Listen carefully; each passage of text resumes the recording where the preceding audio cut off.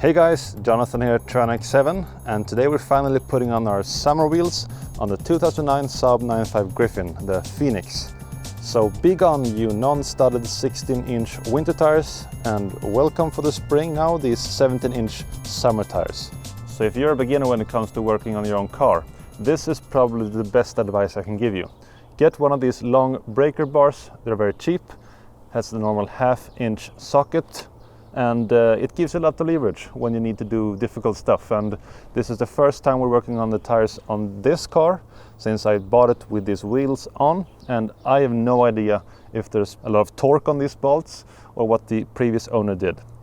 So the normal tool you get with this car is just a few decimeters long and will probably not be enough to break loose the bolts if they've been torqued down with an impact. But this will be a very short and simple video. Note that I'm using a 17mm socket and a socket extension, and also like using these long sockets to make things easier and don't scratch the rims.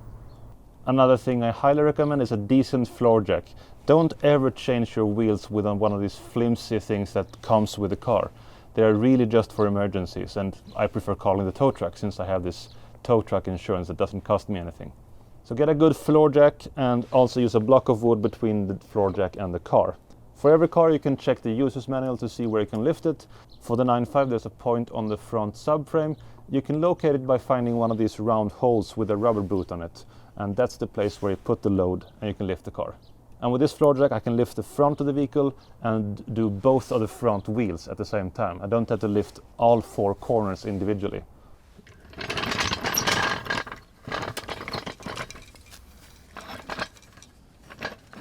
So the floor jack is now positioned in the right place, but before you lift up the car, you want to loosen the bolts. If you're a pro, you'll be using impact tools to make this job very quick, but we're home mechanics on this channel, so I'll be using my breaker bar. And make sure you get the socket on the bolt securely before putting a lot of torque on it. You don't want to strip these out. Okay, bolts broken loose. That was actually real easy. Seems like the previous owner did a good job of not over-torquing them. And repeat this for all 5 bolts. Remember, we're just breaking the bolts loose, not removing them. The car still stands on these wheels. So I'll be right back, I'll just do this on the other side too. Safety is always important when lifting the car. I'm using blocks of wood behind the rear wheels. I've also tensioned the handbrake, they only work on the rear wheels. And I've also put the car in gear, which only works on the front wheels. So when we lift up the front, it's gonna stand on these wooden blocks and on the handbrake. And now we lift the car until the front wheels just leave the ground.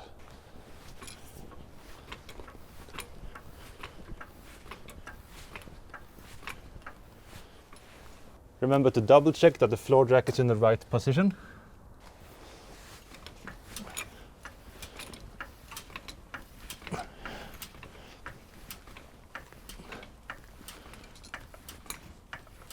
And when the wheel is high enough so you can move it, then you're done. Now I always advise you to be safe when lifting the car. A car can easily kill you if you're stuck underneath it, say if the floor jack breaks. And I recommend jack stands for extra safety. However, when I'm out doing the wheels, it's quite a quick job, and I often just resort to putting one of the extra wheels underneath the front or the rear of the car, depending on where I'm lifting. And during this job, I'll never be underneath anything that can move.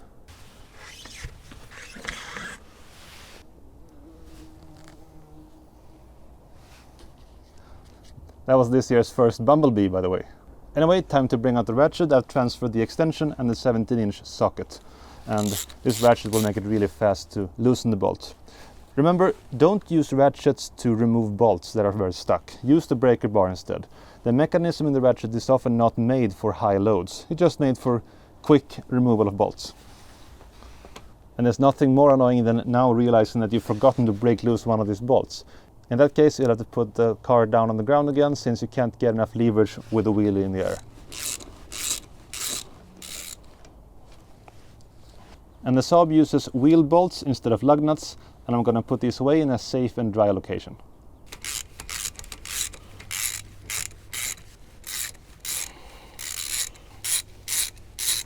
Now all the bolts have been removed, and the moment of truth is, will the wheel come off the hub easily?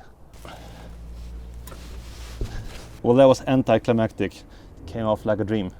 And we can see why it was so easy to get the wheel off. The hub has been greased slightly with some copper paste. It looks like it's been done by professionals. But I'm not really sure if I like copper paste on the hub, since I'm using aluminum rims. If you know your elementary chemistry from school, you know that different metals of different nobility will react with each other, and the copper will react with the aluminum in the wheel.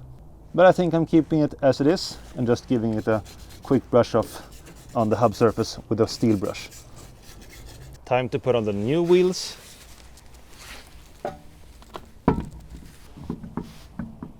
And look at that, I actually have to raise the car slightly to get the wheels on. Here we go again. Remember kids, the best wheels are supposed to be in the back. This is the front, so I'm putting on the slightly older tires here. Yeah, I said it. And we have wheel bolts and not lug nuts, which means you don't hang up the wheel on anything. So you just have to aim for the center and thread on one of the bolts slightly. But don't cross thread the bolts, that would be very annoying.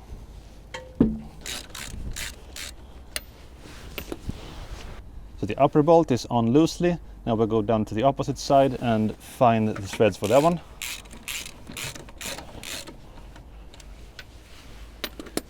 Done. Now we just put on the next opposite bolt and then the next loosely. Also always give the threads a quick glance so you don't put dirt in the threads. And the opposite.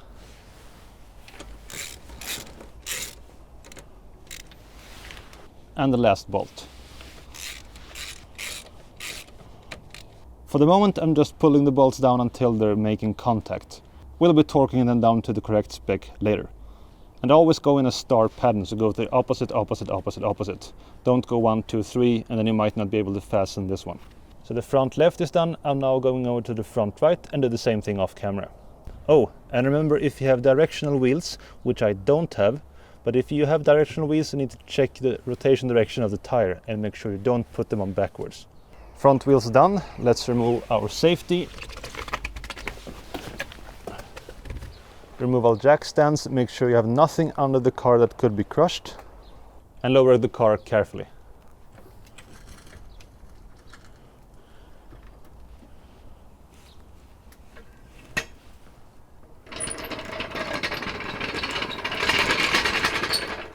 Now we're halfway through the job and we can just take a moment to appreciate the difference between the winter and summer tires.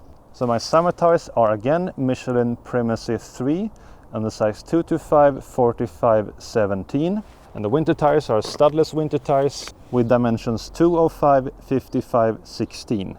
And this is also a Michelin brand tire, Michelin X Ice.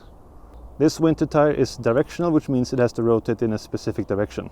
But look here on these blocks of rubber, you see all these small jagged edges, and they are made to expand slightly on contact with the ground and try to catch on to any small friction we have between snow, ice or gravel and the tires. In comparison, the summer tire here has blocks that don't have these edges on them, and the rubber compound is also harder to withstand higher heat and not to wear out as fast as the winter tires in the summer. For the summer tires, the design criterions are more of rejecting water and giving lots of traction even when it's raining outside. But I'm not enough of a tire expert to give you all the rundowns of the details. You'll have to check for other YouTube channels for that. Anyway, let's get going with the rear of the car, and I'll be lifting here just in front of the tow hook. But always double check your manual before lifting a car. It's time to lift the rear of the car. Again, I'm lifting in the middle so I can do both wheels at the same time. For safety, I've blocked off the front wheels with wood, and I've also put the car in gear. Like most cars, the 9.5 has a handbrake that acts only on the rear wheels, so when we lift it up, the car will not be held by the handbrake. I'm lifting under the tow hook and making sure not to get this block of wood on anything else. Let's go!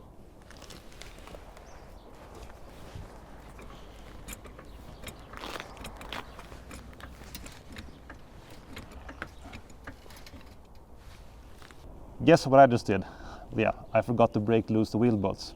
But the handbrake is still on the rear wheels, and the front wheels were actually so easy to remove. I might just try to break them loose right now.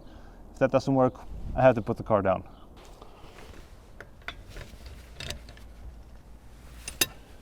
All right, it works. I'm just gonna put the safety wheel back under the car.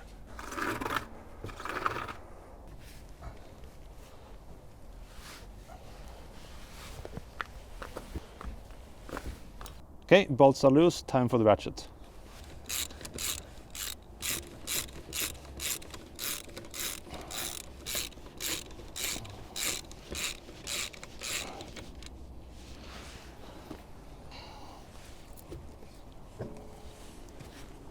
And the wheel came off easily.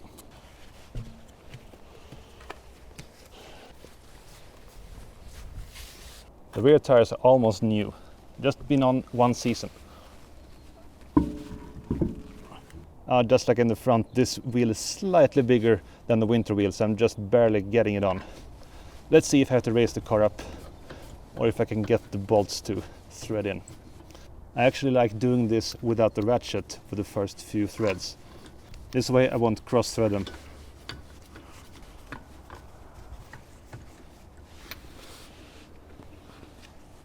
Time for some hot ratcheting action.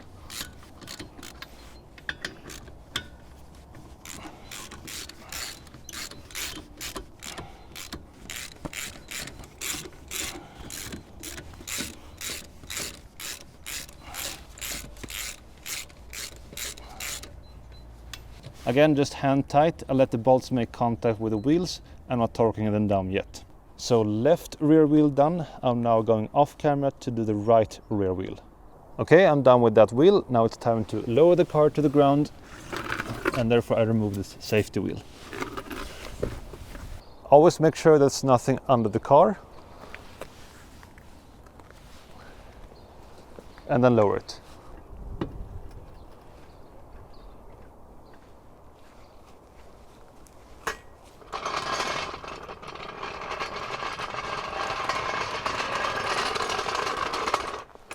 Well, we're almost done, but never forget this almost most important step.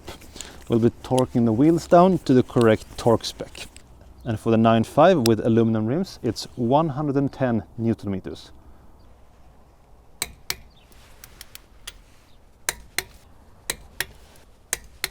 Do this for all the bolts. Remember to go 2 steps, 2 steps, 2 steps all the time. And then go over it once again just to be extra sure.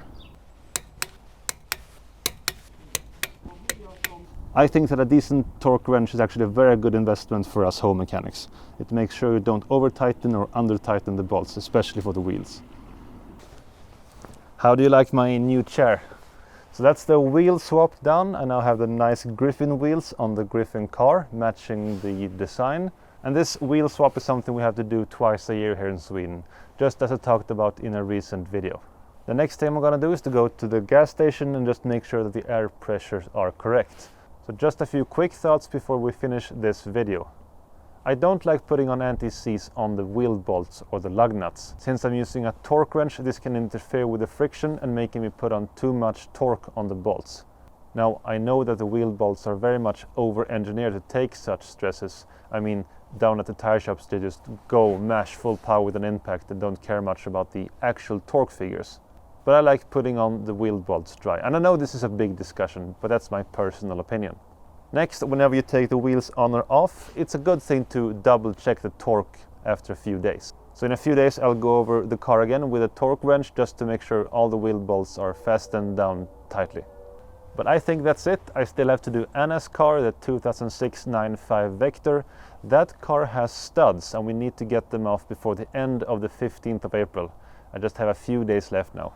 But I hope you enjoyed this content with me changing the wheels from winter wheels to summer wheels on my 2009 Saab 9.5 Griffin, the Phoenix.